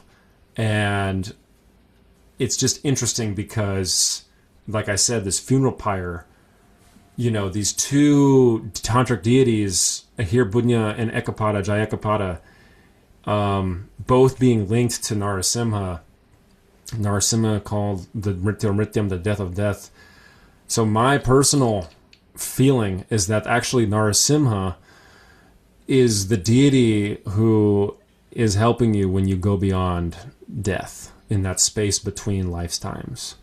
And this functions in a couple different ways, because he is Kala, he's time, and what he is that force that protects you from inferior rebirths. That when you die and your collective karmas, not just your karma from this life, but all your collective lifetimes of karmas kind of coalesce into a new possibility. Narasimha is the one who's like, well, maybe we don't want to restructure it like that. Let's restructure it in a more beneficial way. And that's the benefit of worshiping Narasimha, in my opinion, is that the city of Narasimha is not necessarily that you're going to have like visions of a deity coming out of the rock. The city of Narasimha might show itself when you die and you start to coalesce your karmas into the next life. Narasimha steps in and says, and not stepping in as a lion, stepping in through that non-dual awareness that's at the essence of your own consciousness. And he's directing you to the right space, And if you go back to my first video, I talk about this Egyptian stuff and how I was at the Kumbh Mela and I saw this ancient Egyptian deity who was the one that I saw, Amit, this crocodile thing who is at the gates of death, the one who weighs your heart when you're about to die and decides where you go. So I'm not necessarily inserting my personal experiences into the theology, but it's just interesting, And these priests in ancient Egypt, they would bury themselves with the text, with the Book of the Dead. They would learn the mantras of that crocodile protector so that when they die, they could utilize that power to navigate into the next reality. And so if there is a relationship between this crocodile Egyptian thing and Narasimha, I don't know, maybe I was in Egypt and I did some practices and then that helped bring me here and with the same devotion to Narasimha, So, so my personal feeling after studying all this stuff, Narasimha is a really interesting deity because it's between all of these. It's like the liminal deity, It's like not quite Shiva, not quite Vishnu. It's kind of like this is now going back to the boon of Hiranyakashipu. Is that really just kind of like a cool like narrative function? Or is it a tantric metaphor? It's talking about wet nor dry, not with the palm, not with the fist, not in the day or the night. Maybe it's talking about not the in-breath or the out-breath. Maybe it's talking about the space between thoughts, Maybe it's talking about finding that pillar of the Shishumna and Narasimha coming out of the pillar of your spine, So, that's kind of like what I'm thinking, Narasimha is. Is this deity of this liminal transitional space. And it is interesting, just kind of a brief, I mentioned earlier this Ahobilam, this valley, remember, in the Eastern Ghat Mountains of Narasimha. Well, that actually is very important theologically because in Vaishnavism, this temple, it's called in Tirupati, Lord Venkateshwara Balaji, like Tirumala. This is a form of Vishnu that's very rare. This is, I think, they say that this is the wealthiest temple in all of India. It's quite big. It's quite impressive. It's very, like 1,000 steps, to go up to it. Well, they say that this mountain chain is itself like a kundalini line of the earth. Like it's like one of those chakra channels. And that the entire mountain chain is the serpent, Adisesha, the naga that Vishnu is reclining on. And that the head of the serpent is in this Tirupati, and then the tail goes all the way through the mountains, comes out the other side, and it's at this place called Sri Shailam, which is one of these 12 Jyotirlingas of India, these very famous Shiva temples. This is called Mallikarjuna. Well, what is smack dab in the middle? This is Ahobilam. This is like the body of this. Again, this metaphor between, Egypt, Upper Egypt and Lower Egypt got unified by building the Temple of Thebes in, Amun-Ra. Amun-Ra was a fusion of Amun of Upper Egypt and Ra of Lower Egypt. And the fusion, the first Ra had lion head. So it's like, I don't know. I said I'm going off a little bit, but back to Narasimha. There's a lot of interesting things for people to consider about Narasimha. I mentioned briefly, this ayahuasca thing. I don't want to go too into that, but what I will say is that I've been talking about this guy, Hiranyakashipu. That's not just a name. That's also like a teaching. So Hiranya means golden. And then Kaship is like a cloth. So it's like golden cloth. So it's like, they say like he was like, wearing some kind of golden robes or something. But actually, in one of these Puranas, this is why it's so important to read all of them, it says that a Hiranyakashipu is actually a special type of like throne. It's like a golden cloth seat, like an asan, like a meditation seat, but it's like really gold. And it's only used in the Atiratra Yagna. So this is a special fire ritual that is done when they do soma. This is the pinnacle of the soma ritual. So this is when they drink soma and they stay awake the whole night, chanting mantras and making offerings into the fire.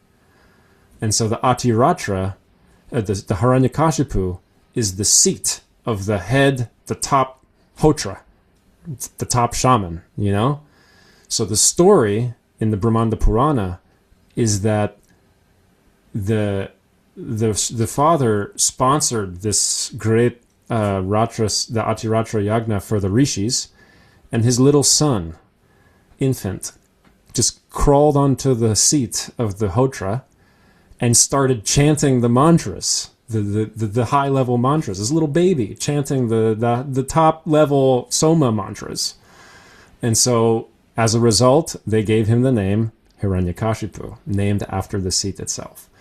So that reframes it. Suddenly, Hiranyakashipu, in that story, he's not like some power-crazed demon. He's a genius. He's like a once in 100,000 years genius. How? In that story? In the Soma. He's a genius of the Soma. And he uses the Soma to fast forward his internal universe, 100,000, 36,000 years. And that's how he gets the power of all of the elements. That's how all of the nature comes. It even says in that text, the gods, he became so powerful in the Soma that the elements and the gods had to consume Soma through him, because he was such a master of that Soma dimension. That's kind of interesting, like now we're like that also kind of tracks. People who've had psychedelic experiences may recognize that feeling of advancement, of development of energy, but maybe not necessarily the simultaneous development of the humility and the compassion and the solid foundation that should accompany that kind of advancement. So then it's like, oh wow, now like that's kind of that. Also, that whole thing could be a metaphor, like, so for me personally, this is going to sound familiar to people from the last episode. Narasimha was my personal like kala, my timeline re-centerer, like I felt like I had done so much plant medicine that like I had certainly moved forward my internal universe, but I had moved it into an incorrect dimension, that my inner gods were not receiving the fruits of my inner fire rituals. The natural order of my evolution had gotten upset because I had kind of fast forwarded inappropriately. And so my intense devotion to Narasimha, I think helped to put me back on the track, and maybe my growth is less colorful, but it certainly feels more safe, and knowing there's a confidence in that safety that is that cannot be underestimated. So yeah, Narasimha, he's kind of this god of, is he god of death? Is it transformation? Is it non-duality? It's, who knows, really. He's kind of a contradiction, he's like because Vishnu is connected with the water, Shiva is linked to the fire, Narasimha is linked to the fire, but they say he's Vishnu. So he's kind of like, he's like the water in the fire, or like the fire in the water, Who does the god of fire pray to? Shiva, who does he pray to? He prays to Narasimha, who's this water, but also flaming. It's like paradoxical. But that's what's required when you want to advance. You know, Zen Buddhism, they have that amazing koan tradition. What's the sound of one hand clapping? That kind of sounds like, strike me, but not with the palm and not with the fist. I don't know what that means. You know, you have to think about it. You have to meditate on it. So I'm wrapping up, but basically, one thing that I want to kind of remind what I said in the beginning, all of this is just a mental exploration. You know, it's, who knows how much of this is like historically needs to be accurate or historically happened. Like, after doing all this research and like reading all this stuff, am I any closer to telling you whether or not Narasimha actually appeared? No, I have no idea. It's very, like, how do we know? I don't even know what actually appearing means. And this is what happens, right? When you get into like tantric philosophy, like, I don't even know if I'm real. Like, you know, how do I know that this experience that I'm having as a body is real? So this appearance of a lion thing, I don't know. Anyway, the point of it is that, you know, my goal here is not to establish what Narasimha was like 200,000 years ago or 2,000 years ago. I want to know what Narasimha today is, and I want to know how it relates, like pragmatically, like how it relates to what we're going through right now, you know, because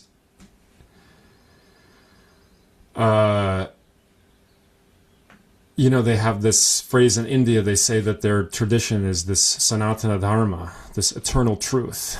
And if it's true, if that's true, if it really is this eternal, timeless truth, then that should be applicable to everybody, regardless of knowing Sanskrit or being born in India. It should be as relevant as somebody on the opposite side of the planet as it is there, because it really is supposedly one of these timeless laws. It should be as relevant for everybody as is water for everybody, you know? And so if that's true, then I'm theorizing that Narasimha has an essential quality, has an essence that is somehow relatable, or we can tap into it, you know, in our present cultural context. And I want to know how that essence can adapt to the right now, because as I said in the beginning, we're in the pralaya, we're in the form of cosmic dissolution on our planet, on an inner level. Like I said, a lot of people are exploring now all these plants. They're going through a dissolution in a way that we were not going through, 100 years ago. And so I think that developing this Narasimha relationship is important, you know, and it's important also to be relaxed about it, you know, like I said, I don't know if any of this is true. I don't know. I'm not saying one Purana is better than the other Purana. You know, there's always going to be contradictions in these different theological traditions. India was always a debate society. You know, these labels are just ways, in my opinion, to talk about awakening, you know. And I don't care. I'm not attached to Narasimha. I'll substitute for something else, you know, if it's taking me to that state. I just think that the teaching of this immediate deity that appears out of a pillar is very effective. So yeah, I'm not teaching mantra, you know, I'm not teaching people how to practice. They'll find it, you know, if you're ready for it, it will come to you. And yeah, I don't know. So that's kind of like, that's, you know, that's a pretty big picture. Covered a lot of territory, but feel free if there's anything you or your listeners might be interested in. Yes, that was fascinating, Jensen. Thank you. I mean, you've covered almost every angle, so very comprehensive. I'm wondering, in terms of your project, your PhD project, you've only really just begun in terms of joining the... So where are you in terms of the project itself? What do you foresee the next steps being? Can you give a sense of the timeline of the project itself, aside from Narasimha? Yeah, thanks. So what I just laid out is like the nuts and bolts, but now what I want to move through with the project, the actual project, is the application. And so I will write a dissertation thesis, which I hope will kind of cover everything that we covered here. But the next step is, see, the study of these other traditions, especially India, has been restricted by kind of outdated research methods, like colonially influenced research methods. But recently, and this is the miracle of this time, there's a tremendous amount of freedom. And so what I'm looking at is when you're doing research, you have to use methodology. And so in the context of the humanities, that's pretty much like textual analysis or ethnography, like interviews. But now it's becoming more acceptable to do like autoethnography. And so this is basically interviewing yourself. And so that's kind of like what I'm looking at now is, okay, like I've really laid out a whole bunch of amazing things with Narasimha, but I want to take it a step further and do some really serious and informed like retreats, like practice retreats, either kind of directed by one of my teachers or maybe combining things together, but practicing with the intention to maybe not get a siddhi, but get at least some kind of insight, because there's a lot here in these texts that you cannot understand with the mind. You have to understand with kind of direct, intuitive transmission. And that's really only going to come through practice. I mean, a certain amount comes naturally, which is largely what I've just shared with you. But like, you need to create a space to receive more. And so what the crown jewel of my project hopes to be is, some like three month like program retreat that I've designed, where I do mantra, where I do ritual, and hold the space for Narasimha to appear in some form, whether that's as a lion or some kind of non-dual thing, and bring back some kind of tangible insight, whether that was a vision that I can share and say like, oh, I got it, or like a siddhi or something and say, okay, now I got the siddhi, or just something scripturally. And obviously it's not going to like change the tradition on its head, but it would change it for me, and maybe I could, start a new direction in the Narasimha history, but we're not there yet. So that's kind of my goal, is I've got all these pieces, but they need time and practice with the mantra, with meditation, to mature into like a realization. Then I want to interview my own realization and put it in the book and present it, or in the dissertation, and present it as like a model for how a scholar-practitioner might go about, getting all the materials and then, like trying to put it into something. I think that answered your question. How far off do you think you are from this retreat portion? I'd say I still got a couple years. I have other projects that I'm working on as well. Like, I'm not sure. It's a conversation. All of this is one of my lessons that might be able to be extracted from my last episode is the danger of moving too fast in the spiritual growth, chasing the experiences, chasing the phenomenal, chasing the vision, And so, Hiranyakashipu had to do 100,000 years, 36,000 years to be able to see Narasimha, Now, he's the great one. Hiranyakashipu is the great one, because prior to him, there was no reason for this form of the divine to ever express itself in a way that we know. So in some ways, Hiranyakashipu is the greatest of all devotees, the greatest of all yogis, because he was the one who got powerful enough to make the divine show himself. Not not an incarnation through a human body, but the raw, hey, if there's anything out there in the entire anything that can stop me, come and get it. Come on. I'm going to get so strong that nobody can ever touch me. He was the one who did that, So that's really cool. And also, sorry, I'm going back and slipping back into the Narasimha stuff, but he, this thing about the asuras, right? They're like demons or something. And they're very big on this lineage caste thing. You're born as an asura, you're always an asura. You're born a deva, you're always a deva. You're born a human, you stay human. You stay in your lane, What Hiranyakashipu did, he gave his son the ultimate gift by breaking his son out of the asura caste. Prahlad, the son of Hiranyakashipu, became enlightened. His status became that higher than the devas. He broke his son out from the patriarchal curse, if that's, I don't, like the hold of the demonic qualities. That is really cool because it kind of reframes Hiranyakashipu.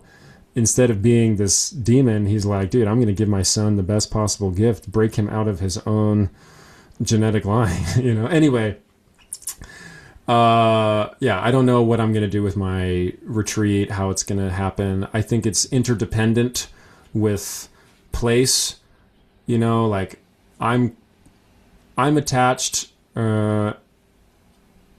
I acknowledge that I was born into the body and the location that I was born in for a reason. Like there's tons of Narasimha temples in India. Like, I don't know if they need new ones. But we have none here. I mean, maybe a couple in the country, in the Western, but like a real like yoga Narasimha temple, like nothing, So that would be cool to like really open up that energy field here on this side of the planet where I feel like we really need it right now. Like I would really, I think that we could use a little bit of an energy coming in and overthrowing rule, some other designs. It'd be really interesting to bring Narasimha into this side of the planet. So I'm still undecided if I want to do that retreat here in the States or in Asia.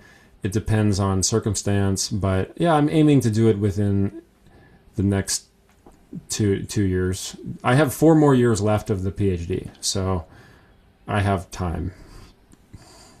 Do you feel you have enough understanding now of what you would do on that retreat, or do you need to research that further? I mean, there's the time component when you can fit it in with the other projects you've got going on, but there's also the, I suppose, knowledge component. At what point you feel you have enough of a sense of what you might want to program for yourself on that kind of a retreat? That's a good question. I don't think I have all the pieces yet. And, I was just recently kind of traveling in India. I mean, it was last summer that I got back, but I was there for 9 months. And it was quite a pilgrimage. It was quite a yatra, And in my last week, I encountered a sadhu, a practitioner, who said something very unique to me about Narasimha. And it's a little bit personal, so I don't think it'd be appropriate to share. I know we all want to hear it, but the point is that I do feel like there's more to go, and I think for me, what I need right now is the language. I need to be able to talk to people there, and not, if somebody in India speaks English, they put themselves into a category of person who,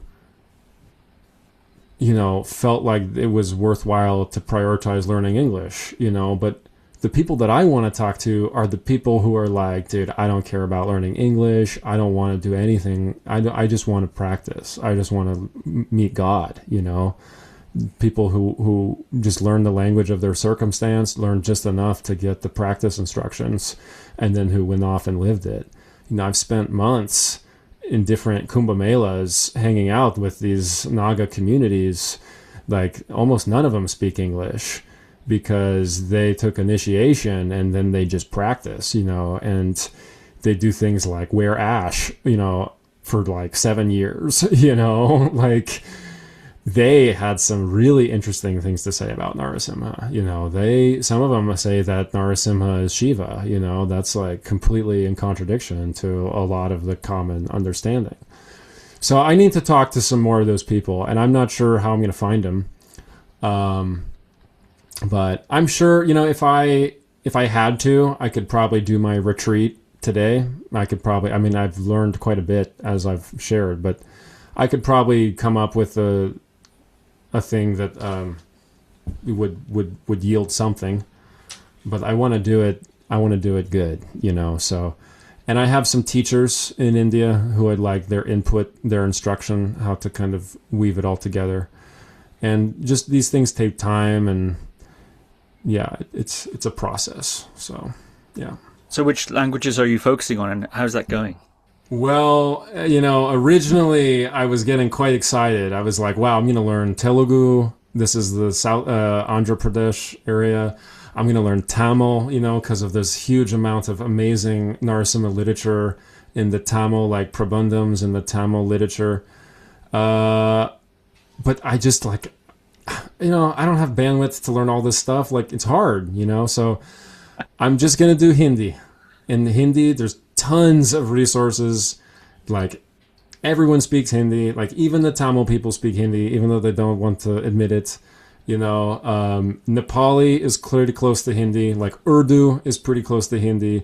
Like, if I can understand Hindi, that will get me 80% of the way, and then the rest of it, if I really am in, I got to focus on Tamil now, I can pick up a couple Tamil words, a couple Tamil sentences to start to make that connection, the heart connection with people that shows that you're willing to learn their language and start from there, But yeah, I think just learning Hindi, for prioritizing that, and that's part of my degree requirements. So by the end of a year from now, I have to have passed an exam on Hindi. So that's kind of the beauty of the program. It's sometimes people say why would you do a PhD when you can do all this research yourself? It's like, yes, you can do all the research, but I don't know, if you're going to motivate yourself to really do that hard work, sometimes it's nice to have an institution saying you got to do this, or you get points off or something. Yeah. Yeah, if it works well, it's almost its own kind of lineage, isn't it? With the supervisor and so on. Oh, totally. Yeah, absolutely. Yeah. Yeah. And I'm really thankful for this program, because it's not common to find a program that's as flexible as letting me do all the stuff that I'm talking about. Yeah. So it's important, people considering academia to really take the time to find the program that works and an advisor that works. And it is kind of like taking up, a monastic order or a commitment like that. You have to pray about it and really make sure that it's the right path. And then once you choose it, it's kind of like you're making a decision for your life. But yeah, it also gives me the freedom to explore some of my other interests, like, Tibetan Buddhism and stuff when I need a break. So, yeah. Yeah. And I suppose you've got another 3.5 years left, or around that. I'm just finishing my first year. So, yeah. So I still have a solid 4 years left. Oh, it's a 5-year program. 5-year program. I see. Yeah. Do you have, it's a little early to ask this kind of question, but I'm just curious, and then we can wrap it up. Do you have a sort of sense of what you'd like to do after that, or with that? Or is that a question for the future Jensen? I'm sure it'll change. I'll be honest, I'm just kind of looking at the lay of the land around me right now, seeing where the chips fall. A lot of these programs are in financial danger right now. My institution, since me starting, have completely scrapped my program. So people who are coming in who see what I'm doing and want to do it themselves can't. It's done. It's like they're doing a whole thing because they didn't have the funding the enrollment to keep it going. Now they're doing a whole system.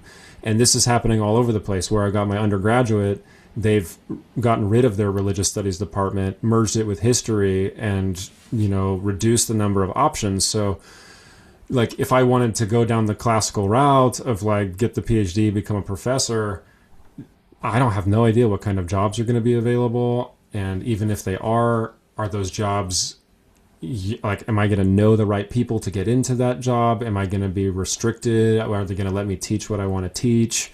So that's something I'm aware of, Then there's the other route of, like, kind of like, I don't know, becoming like your own teacher, I guess. And that's a little tricky because I don't want to style myself as a guru, like, ever. Like, I'm happy to share things that I've learned, but I don't want to give the feeling that I'm taking on, like, students or disciples like that. And it's very hard in this side of the world, at least, just financially, to support yourself unless you take that guru step. Like, if I just, like, hey, I'm just going to give a class about Narasiṃha, like, who's going to come to that realistically? Like, a handful of people maybe, but if I say, like, oh man, I got the Narasimha awakening and I'm going to give some special transmission that's never before been given, well, maybe I might be able to charge a little bit more money for that, So, like, that's a question I'm going to face down the road. But, honestly, what I'm really interested in right now is just finding some land, and having a community of practitioners, not like, kind of non-denominationally, like, I'm quite committed to my Buddhist side, which I haven't talked about so much, but I am also involved with some lineages there, and would love just a place where we can have people who are committed to their practice, doing retreat, living a practitioner life, with or without relationship and that kind of stuff. And we can just come together, have a natural place where we support each other in that, if there's communal meals or something like that. I'm not talking about starting some huge commune, small scale layperson spiritual community without a strict denominational or theological commitment. I'm not trying to force anybody to come to some 5 a.m. practice. It's like, just do whatever you want, just like, dinner's at 6 though, but yeah, because there's I'm in Berkeley, California right now. It's so beautiful. I can see the bay outside from here, but I feel stifled by the city environment, and where I've lived before up in Northern California, there's, like, just hundreds of acres of forest and trees. I mentioned this in my first video, if you remember, like, a vision that I had at the Kumbh Mela of this beautiful, just vibrant God's country, So I still am holding that somehow could do something like that, and with the community like that, we just have less expenses, and I can practice and write stuff, and yeah. Well, thank you for this deep dive into your Narasimha doctoral project. I wish you all the best with your studies and research. Jensen Martin, thank you very much. Thank you. So good to talk to you today. Thank you for listening to another Guru Viking podcast. For more interviews like these, as well as articles, videos, and guided meditations, visit www.guruviking.com.